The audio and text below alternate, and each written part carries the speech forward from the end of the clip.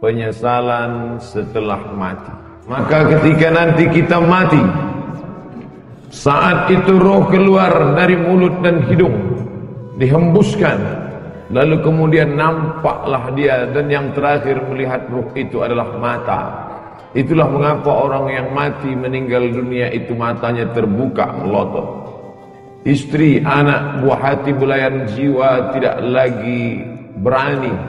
Selama ini mereka sayang kepada kita, tapi ketika itu mata yang terbuka lebar tak lagi mampu tertutup, mereka pun akan datang ke masjid memanggil tuan imam, Ustaz, Kiai, tolong datang ke rumah karena bapak saya dari tadi malam matanya melotot terus sampai pagi. Mereka mulai sibuk mengurus mana surat mobil, STNK, BPKB, akte notaris. Karena tak lama lagi harta warisan akan segera dibagi. Dan istri pun sudah bersiap-siap akan menikah dengan bronis. Kalau yang meninggal suami, kalau istri yang meninggal, dia pun akan mulailah menangis sebelah kanan, sebelah kiri dia melirik mana yang akan dicari sebagai pengganti.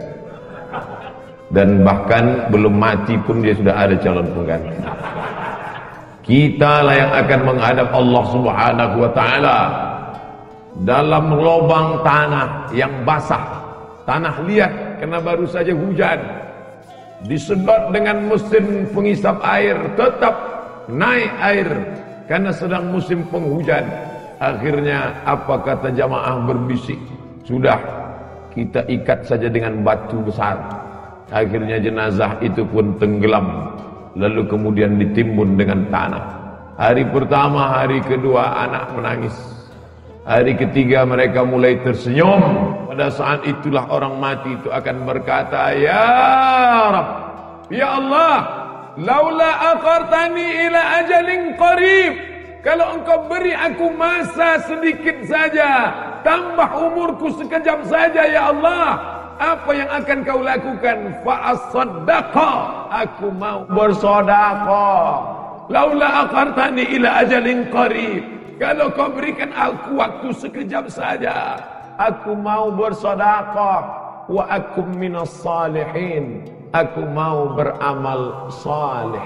Tidak ada gunanya harta yang banyak, tinggal tanah yang luas, tinggal kebun yang sejauh mata memandang, tinggal. Maka selagi masih ada kesempatan bersedekah, jangan sampai seperti yang dikatakan, laula akhartani ila ajalin qarib, kau tambah umurku, tapi umur tak bisa ditambah. Umur bukan isi ulang. Idza jaa ajaluhum, kalau ajal sudah sampai, la yastakhiruna sa'atan, tidak dapat ditunda walau sesaat, wala yastaqdimun, tidak pula dapat dimajukan walaupun sesaat. Ustaz Abdul Somad tidak pernah mengajak orang ke jalan Allah, karena yang ada di hadapannya ini memang sudah berada di jalan Allah. Tapi di luar sana masih ada yang tidak di jalan Allah. Memang tidak. Kenapa? Mereka di jalan Jenderal Sudirman. Mereka belum di jalan Allah. Mereka masih berkutat dengan narkoba, dengan zina, dengan lem kambing, dengan pacaran, dengan seks bebas, mencari kenikmatan di night club. Ya Allah, jadikan akhir kalam kami saat malaikat maut mencabut nyawa kami, yang keluar dari mulut kami nanti la ilaha illallah. Siapa itu orang yang menyesal? Mereka yang terbaring di rumah sakit, di ruang ICU. Suara azan sayup-sayup masuk ke celah-celah jendela. Hayya 'alas shalah. Menetes air matanya. Dulu kau berotot tegak, tapi akhirnya kau seperti bunga mekar, layu, kuning, mati. Tidak ada keperkasaan hilang, tak bermakna. Tapi kalau pernah kau bawa kakimu ke masjid solat berjamaah, wa naktubu ma qaddamu wa asarahum, kami tulis langkah-langkah tapak kaki mereka. Setiap langkah, langkah pertama mengangkat derajat. Langkah kedua, menghapuskan dosa. Langkah ketiga, menghapus dosa. Langkah keempat, mengangkat derajat. Alhamdulillah, yang datang di Masjid Raya tidak hanya orang-orang tua, tapi anak-anak muda hadir. Dari mana Ustaz tahu anak muda? Dari suara takbirnya. Dari mana Ustaz tahu anak muda? Dari semangat mau bersalamannya. Dari mana Ustaz tahu anak muda? Mereka banyak yang berdiri. Orang tua mana sanggup berdiri? Tunjukkan mereka adalah anak-anak muda. Semangat mereka luar biasa. Sab'atun yuzilluhumullah. 7 golongan yang akan mendapatkan naungan Allah. Yauma la zilla illa zilluh. Hari itu tidak ada naungan kecuali naungan Allah. Satu di antaranya, syabun, anak muda, nas'a fi ibadatillah. Anak muda yang tumbuh dalam beribadah kepada Allah. Mudah-mudahan kalian termasuk dalam satu golongan itu. Anak muda yang lain sibuk pacaran. Anak muda yang lain sibuk chatting, browsing, diving, launching, mancing. Anak muda yang lain sibuk memikirkan motornya. Anak muda yang lain sibuk memikirkan malam minggunya, pacarannya. Tapi kalian malah sibuk memikirkan bagaimana dakwah di masjid ini tetap hidup. Kalianlah pejuang-pejuang. Kalianlah tentara-tentara Allah di atas muka bumi. Abdul Somad boleh mati. Besok pagi dia akan mati. Tapi akan ada 1000 Abdul Somad yang akan menolong agama Allah. Mati tidak bisa diminta, mati tidak bisa direquest. Berapa banyak orang sengaja mengundang ustaz ke rumahnya untuk doa supaya orang tuanya mati. Ustaz, bapak saya sakit keras, saya tak sampai hati melihat dia meregang nyawa, susah sekali. Tolong ustaz datang ke rumah. Orang menyesal nanti mati ketika hidupnya la yadkhulul jannah, tidak masuk surga. Siapa itu? Qati'ur rahim, orang yang memutus tali silaturahim. Banyak orang yang lama hidup di atas dunia menyesal karena tak pernah bersilaturahim. Sebelum sholat salaman, apa kabar bapak? Sehat? Di mana sekarang keadaannya? Alhamdulillah. Anak-anaknya sehat? Sehat. Istrinya sehat? Sehat. Tetangganya sehat? Sehat. Menyambung tali silaturahim. Sekarang orang tidak lagi ada sambung silaturahim. Sabtu, Ahad, libur, tidak masuk kantor, tidak ketemu orang. Dari mulai malam Sabtu nanti malam sampai hari Ahad sore hanya di depan komputer laptop. Jempol ini sampai bengkak. Tidak ketemu orang. Sunyi di tengah keramaian. Nenek, kakek, bapak, ibu, paman, anak, ponakan duduk di ruang tamu tapi tidak ada bicara. Bahasa Arabnya la salam wala kalam.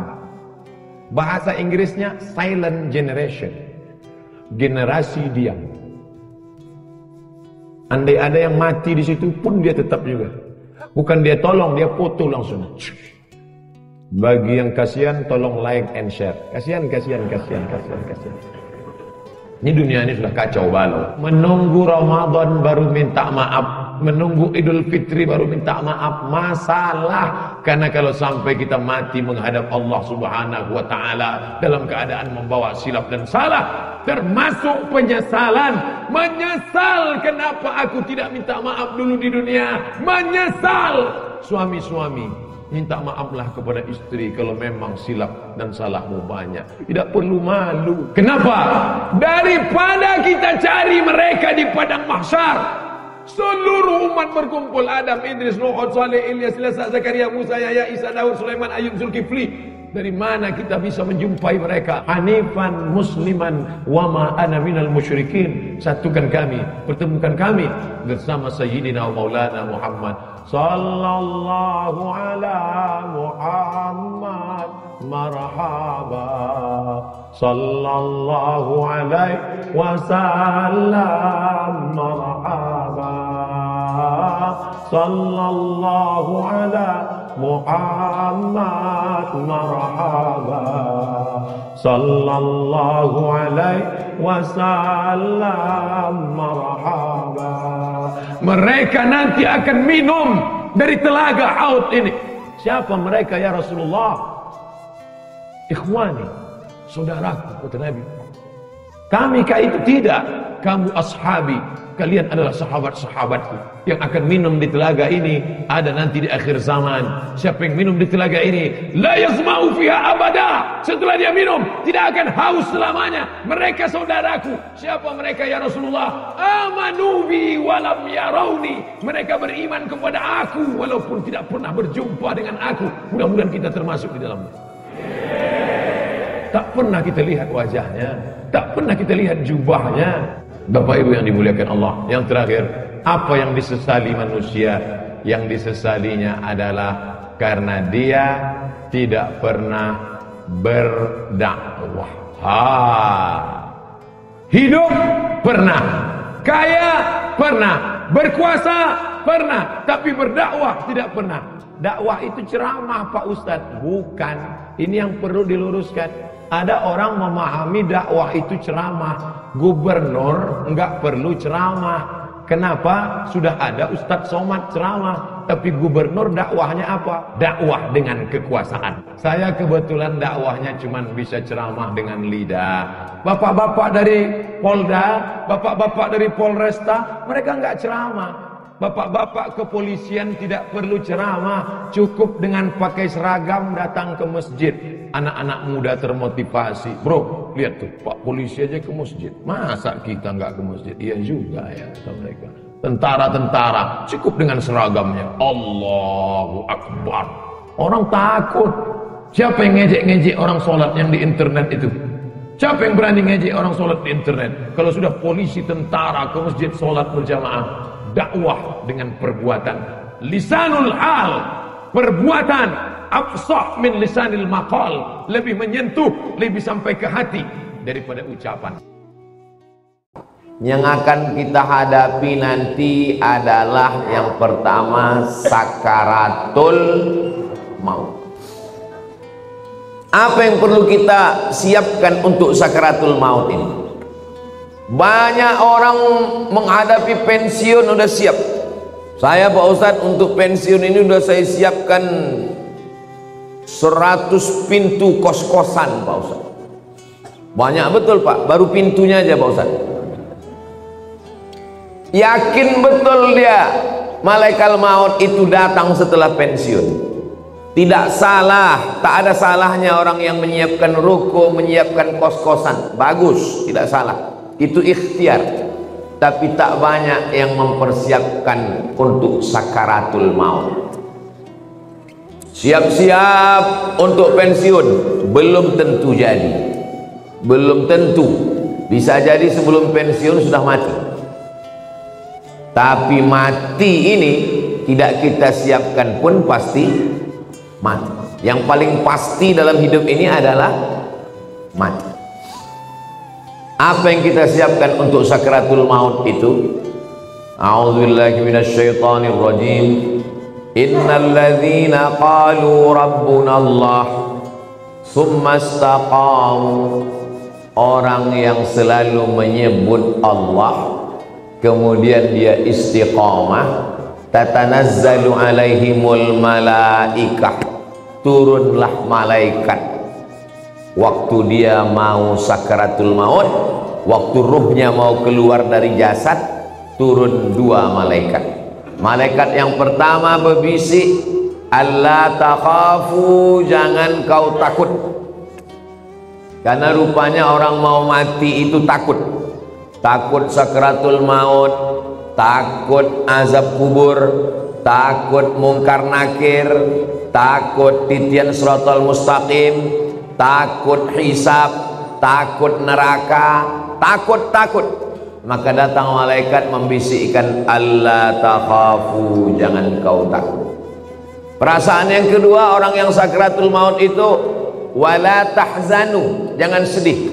Rupanya orang yang mau mati itu perasaannya sedih.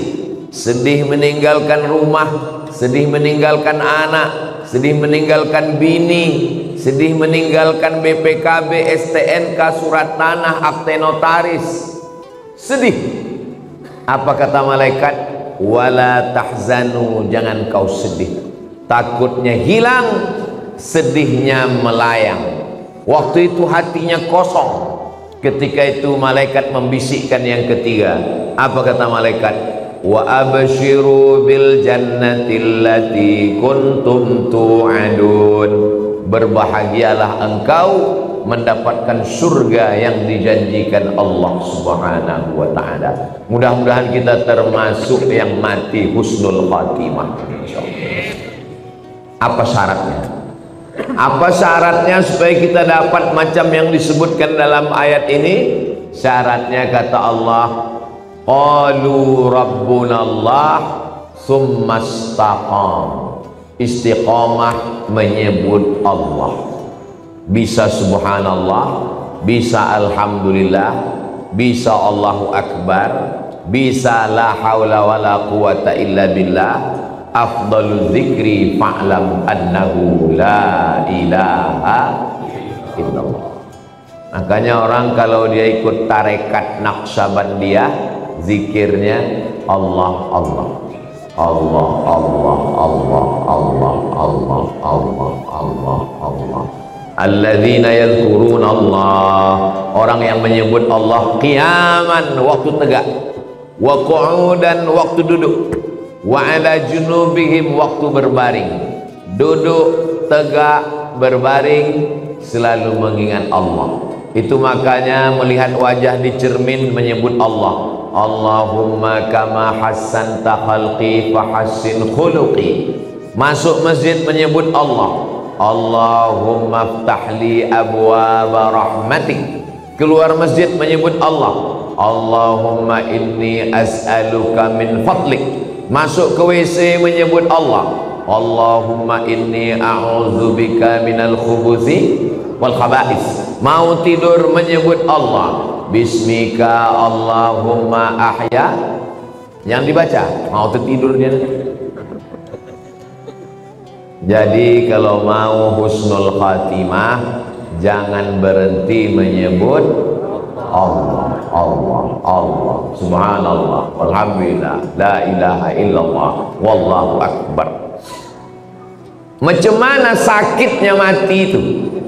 Nabi Isra Mi'raj berjumpa dengan yang orang sudah mati beribu tahun. Sudah berapa lama kalian mati? Ribuan tahun. Macam mana rasanya mati itu?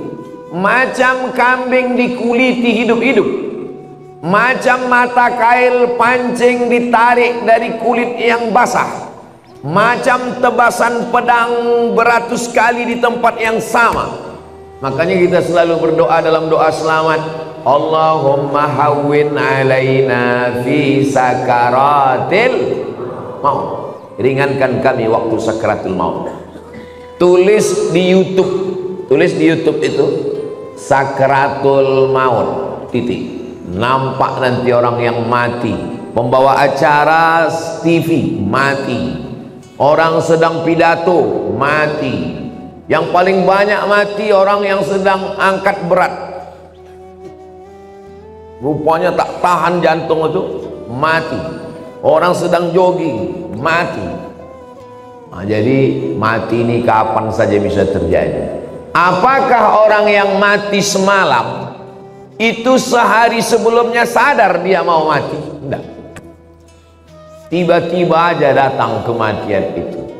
Wajaa, datang dia sakratul mauti bil haq. Dia datang tiba-tiba. Hari ini kita usap kepala anak yatim, besok pagi kepala anak kita diusap orang sebagai anak yatim. Hari ini saya bicara mati, bisa jadi belum selesai tausiah ini saya sudah mati. Maka jangan pernah takut cerita tentang mati, karena kita semua akan mati. Kita sekarang hidup, resiko hidup adalah mati. Takut hidup, takut mati, jangan hidup. Takut mati, jangan hidup. Takut hidup, mati saja. Karena ketika kita berani menghadapi hidup, berarti kita sudah berani menghadapi mati. Yang kita persiapkan itu adalah mati dengan husnul khatimah, insyaallah. Apa yang sering kita dengar, apa yang sering kita tengok, apa yang sering kita pikirkan, itulah yang akan datang waktu sakaratul maut. Terlentang kita di masjid ini, maka yang kita tengok adalah alhamdulillah, alhamdulillah, alhamdulillahi rabbil alamin. Itu maka kaligrafi ditulis di dinding supaya apa? Supaya mata menengok. Kalau bawa mobil dari Makkah ke Madinah, dari Makkah ke Jeddah, di pinggir jalan, subhanallah walhamdulillah la ilaha illallah wallahu akbar. Kenapa di pinggir jalan itu ditulis? Supaya kalau mati husnul khatimah. Beda tempat kita, di pinggir jalan yang tulis iklan es krim sama skincare. Makanya matinya bukan menyebut Allah, kredit. Apa yang sering kita dengar, apa yang sering kita tengok, apa yang sering kita pikirkan, itulah yang akan datang waktu sakaratul maut. Ada orang koma di masjid di Rumah Sakit Cipto Mangunkusumo Jakarta. Koma, belum titik lagi, masih koma, tidak sadar-sadar. Kata dokter, bawa orang ini ke rumah karena sudah tak ada harapan hidup. Ini tinggal menunggu aja lagi. Obat sudah tak ada sampai masanya mati ini nanti. Akhirnya anak istrinya pun dah menyiapkan mau bawa pulang ke rumah. Begitu mau dibawa pulang ke rumah, tiba-tiba duduk dia. Dokter pun terkejut, anak bininya pun terkejut. Kok sadar dia lagi? Akhirnya ditanyalah orang ini, Bapak kan koma? Iya. Di dalam koma itu apa yang Bapak rasakan? Aku tak ingat apa-apa. Terus kenapa tiba-tiba sadar? Tiba-tiba datang Ustadz Somad. Apa kata dia? Ditanyanya saya, kapan kau buat tabligh akbar? Akhirnya saya pun terduduk. Pokoknya nanti kita buat tabligh akbar di kampung. Akhirnya dibuatnya lah acara di tepi Danau Maninjau. Nama acaranya Pulang Basamo. Akhirnya saya datangi bapak ini, dia dari Jakarta. Apa betul bapak koma di Rumah Sakit Cipto Mangunkusumo? Betul Pak Ustadz. Terus dalam koma itu apa yang bapak rasakan? Tiba-tiba Ustadz datang bertanya ke saya, kapan tabligh akbar? Itulah saya terduduk sadar tuh. Lama saya menung. Jangan-jangan aku ini udah wali.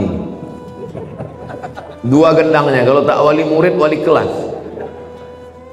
Saya ini orangnya rasional.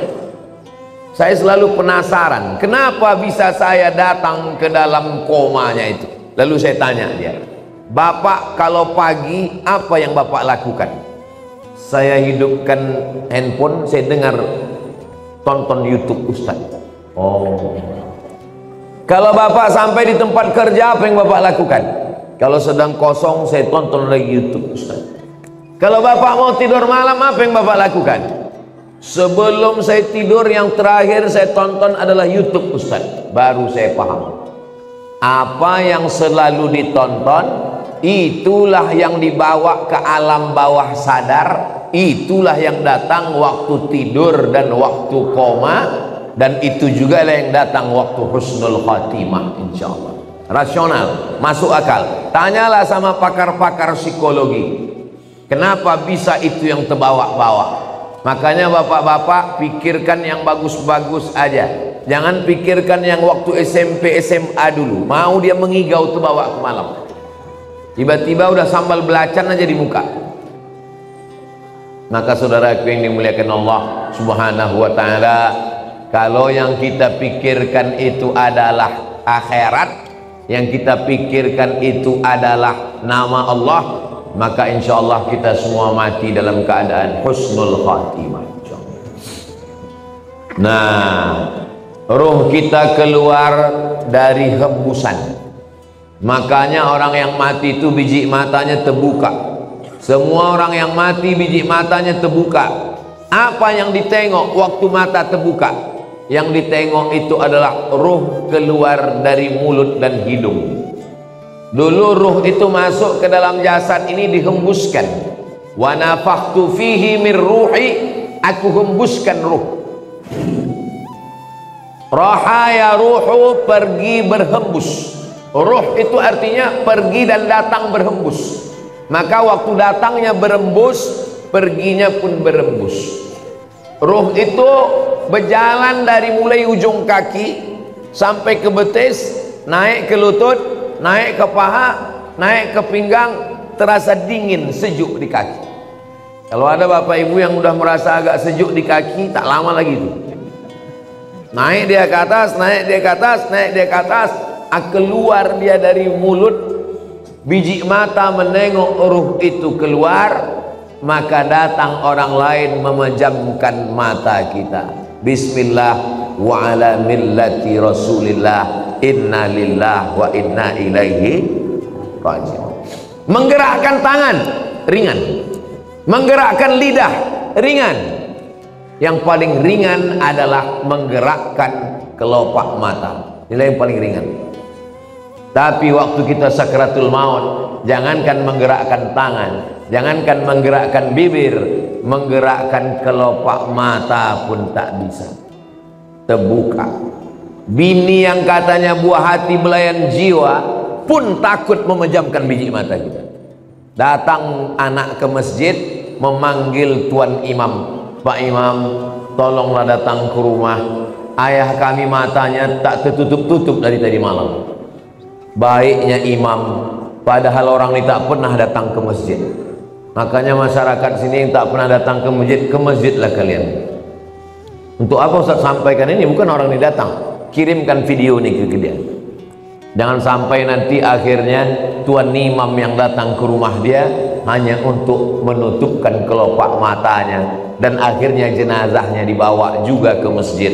Seumur hidup ke masjid cuma 2 kali. Yang pertama akad nikah, yang kedua inna lillah. Mudah-mudahan kita istiqomah menghidupkan masjid ini insyaallah. Lalu kemudian setelah ditutupkan, kita pun ruh keluar dari jasad. Lalu kemudian kemana pergi ruh itu? Ruh itu dibawa oleh malaikat.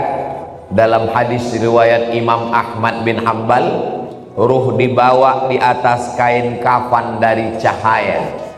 Lalu kemudian mengetuk pintu langit. Lalu kemudian malaikat yang menjaga pintu langit menengok ruh. Apa kata malaikat penjaga pintu langit? Inilah orang yang amalnya kami tengok 2 kali sehari. Habis subuh, malaikat yang menjaga di waktu malam datang membawa amal dia. Habis maghrib, malaikat yang menjaga di waktu siang datang membawa amal dia. Amalnya kami tengok 2 kali sehari, tapi orangnya baru ini kami jumpa. Itulah makna orang yang dirindukan oleh para malaikat. Kam min masyhurin fil ardi walam yakun ma'rufan fis sama. Berapa banyak orang yang masyhur di bumi, viral, tapi malaikat di langit tak pernah kenal dengan dia. Tapi berapa banyak orang yang di dunia tak viral, tak dikenal orang, tak punya akun Facebook, Twitter, WhatsApp, tapi malaikat-malaikat penjaga pintu langit sudah lama merindukan dia, karena malaikat selalu membawa amal-amal dia. Mudah-mudahan amal-amal kita termasuk yang selalu lalu lalang di lalu lintas langit, dan orangnya masih di bumi, masyhur di bumi, masyhur juga di langit. Tak perlu masyhur di bumi, yang penting masyhur di antara malaikat penjaga pintu langit insyaallah. Amin ya rabbal